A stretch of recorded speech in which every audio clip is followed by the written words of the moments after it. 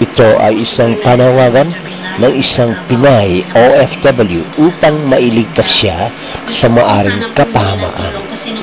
Sana ang pamahalaan ay gagawa ng kaukulang hakbang bago maging huli ang lahat. Tulungan po natin ang ating kababayan.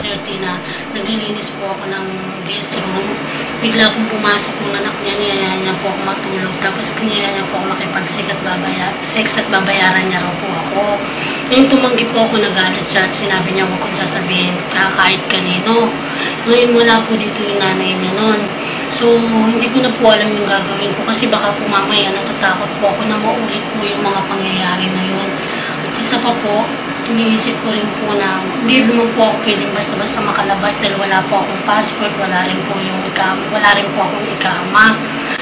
Ngayon, kung sino po yung makakatulong po sa akin, sana po tulungan niyo ko. Ayoko naman po umabot na may mangyari pa pong masama po sa akin bago po.